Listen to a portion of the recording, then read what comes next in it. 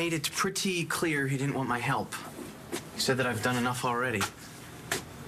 What can I do? You're a PI.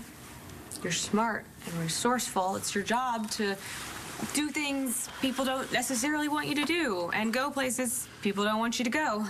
Yeah, that's how I got into this mess. I broke into Clint's office and snooped. And what if you hadn't? David would still be in that prison, and Bo would still think his son was off globe-trotting. He would never have known the truth about what happened to him. No one would, if it wasn't for you. I know you're just trying to help, but there is no good spin on this. Hey, this is Marasco, remember? I don't spin things. How can you be so good to me after I let David suffer all this time? I wish I could be here to help Matthew deal with what his uncle did. Don't worry, I got it. You can talk to him when you come back home, okay? Go find David. Bring him home to us, will you? I'm going to. You know, honey, when David found out that he was my son, you know, he really did try to connect with me. Oh, I remember the muffins. And I held him at arm's length. But I swear if I do find him and if he's okay, I'll never do anything like that again. I know. He is my son. Go find him, will you? Go find him and bring him home. But just remember, you be careful, because there are a lot of people here who need you. I love you, Balsam. And I know why you felt trapped into keeping this from Bo. You did it for me. Cheech, no, do not blame yourself. I need to face facts, too. I made such a big deal out of going to college. What else could you do? You didn't know what was going on.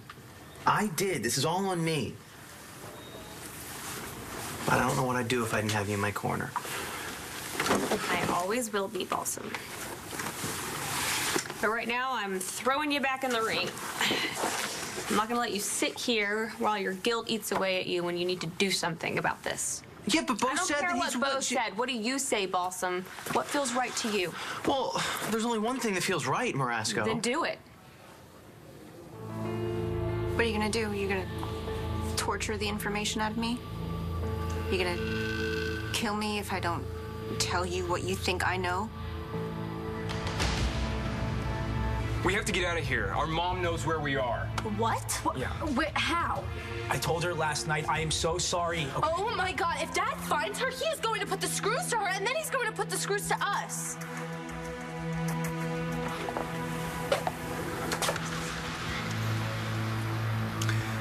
Let me put it this way. One way or another, I'm gonna find your son. And when I do, would you like me to go easy on him? Because if I have to waste any more time looking, I swear to God, who knows what I might do to him. Star, can't we just go somewhere else, please? It's only gonna make things worse. Right, so why are we doing this at all? Why do I have to go face Dad if I can stay out with Nate and you guys? Why does the world have to stop? Just so that our dad doesn't throw a temper tantrum. You know what? It shouldn't, but that's the way it is. It just felt really good to be free from Dad, you know? Knowing that he's out there paying for what he did to Nate. Danny, did our talk last night mean anything to you? What do you mean? How is everything that you've ever done a reaction to Dad? Well, I felt head over heels in love with Cole. I kind of know what that's like. When I first met him, I didn't even know that he was Marty's son. I mean, we all found out soon enough. But when Dad told me that Cole was the last person on earth he wanted me to be with, I kept right on seeing him. Why shouldn't you have? No, I should have. I loved Cole. My whole heart and soul, I loved him, but no matter how much I loved him, I always felt like I was sticking it to Dad. Don't get me wrong. I would have been with him no matter what. But the fact that it made Dad crazy. Huge bonus.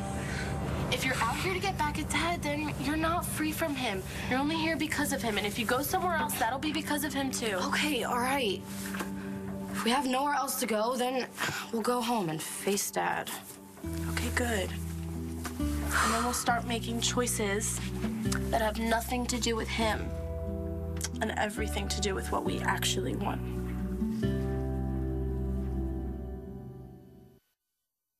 You're in luck. I was about to close the gate. Thank you. Bo, wait! I need to get on that plane. I'm sorry. We've finished boarding. Okay. You don't understand. This is literally a matter of life and death. It's policy, sir. My hands are tied. I'm begging you. Please. Just this once, let me on. I'm sorry. There's nothing I can do.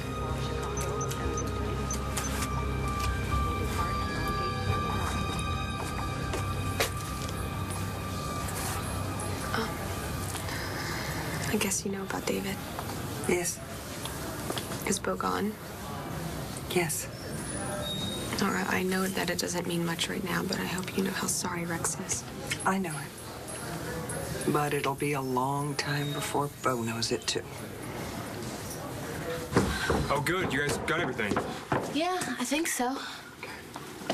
I left my cell phone.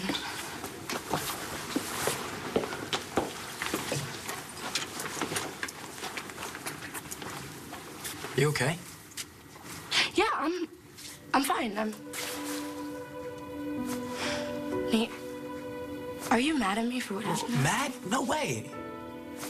I just want to be with you. You'll be ready whenever you're ready. No pressure. Thanks. I'm just sorry we have to cut this short because my bonehead moved. No, it wasn't that bonehead. And you had to tell your mom that you were okay. Last night was the best night of my life. Well, until the next night we spend together. I hope it happens again soon. So do I. We better go. 1 minute.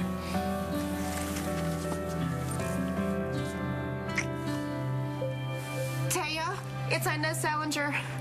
Your husband just forced me to tell him where Nate and Danny are. I'm so sorry, but he promised me that if I told him where he was, that he would take it easy on Nate. I tried to call Nate, and I can't reach them. Taya, I'm really afraid. I don't know if your husband is a man of his word, but I'm scared. I think he's gonna hurt my son. Come on, guys. I know it's hard to say goodbye. We don't want to say goodbye either, but the last thing we need is for my dad to walk in here and see you with Nate and me with James. Come on.